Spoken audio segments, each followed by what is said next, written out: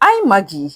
I'm 29, living in Abuja, and I work in finance. Honestly, I've always been the type to focus on my career.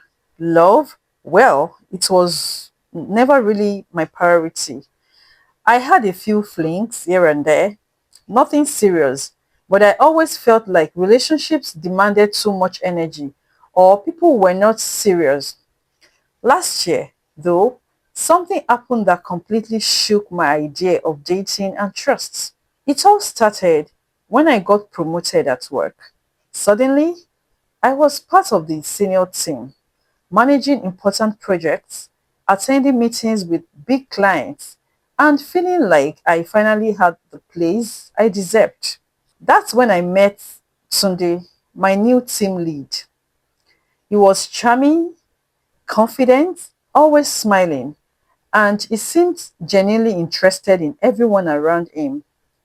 At first, I thought it was just professionalism, maybe even a little friendly flirting, but harmless. The first office party after my promotion changed everything. So they spent most of the evenings talking to me. Not just small talk, he laughed at my jokes, complimented my dress, and somehow remembered tiny details I had mentioned days before.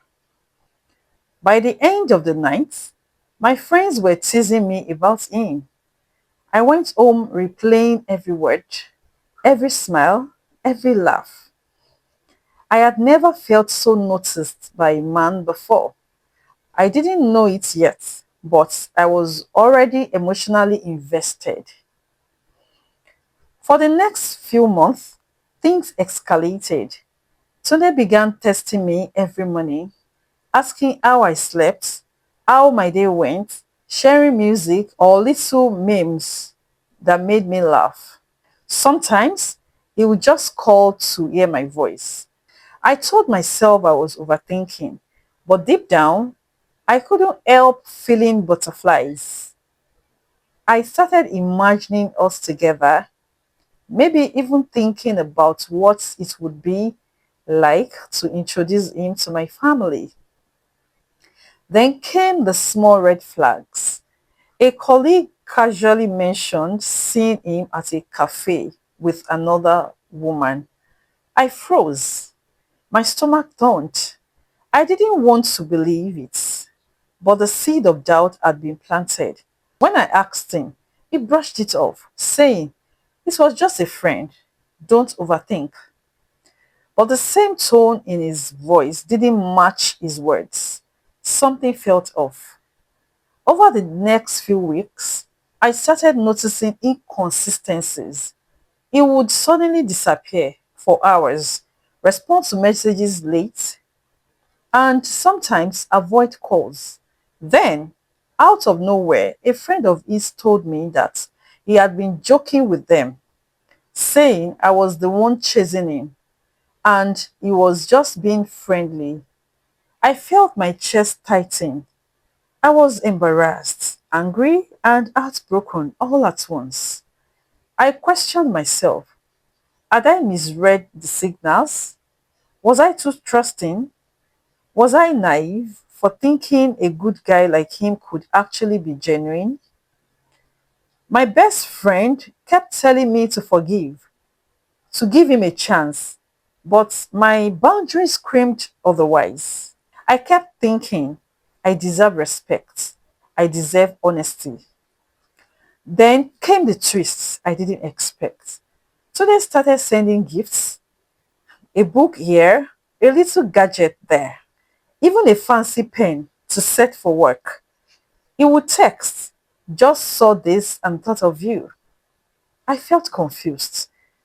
Did the gifts make up for the lies? Should I feel grateful or suspicious? Deep down, I knew it wasn't genuine. I knew actions mattered much more than material things.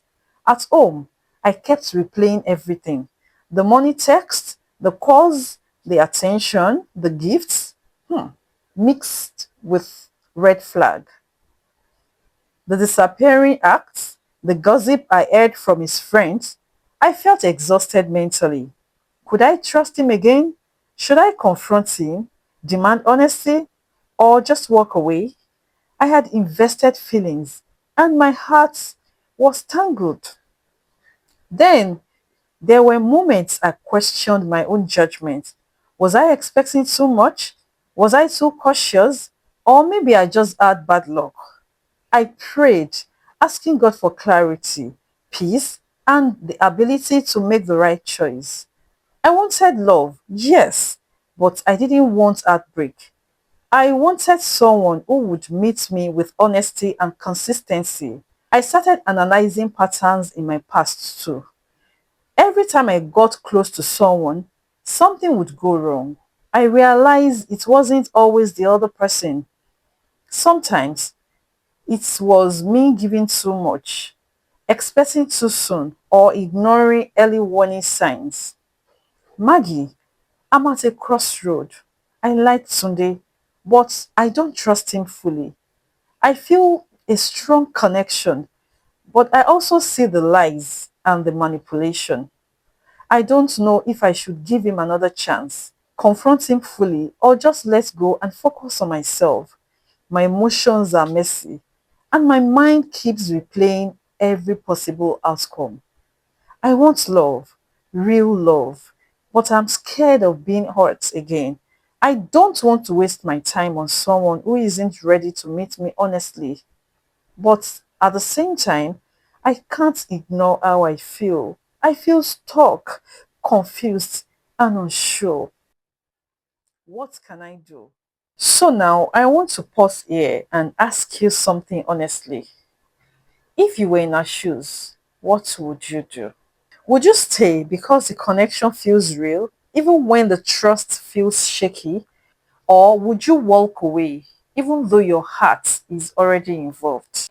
Because sometimes the hardest decisions aren't all about love. They are about self-respect. They are about whether you believe consistency matters much more than chemistry. Whether gifts can cover dishonesty or whether attention without clarity is enough for you. So, if you have ever been in a situation in which someone made you feel so special, also the same person made you doubt yourself, I want to hear from you. Did you confront them? Did you stay and regret it? Or did you walk away and find peace on the other side? Drop your thoughts in the comments. This is not advice for I alone, but for every woman who is silently asking the same question. Because your story might be the clarity someone else needs today. And if the story touched you, please stay here with me. Do have to subscribe to this channel. This is Maggie's Love Lounge, where we choose clarity over confusion and self-worth over missed signals. I am Ifedayo Ifedi Maggie, popularly called Maggie the Shakara Matchmaker, and this is Maggie's Love Lounge. Till I come your way again next time, it's not a goodbye, but it's a bye for now.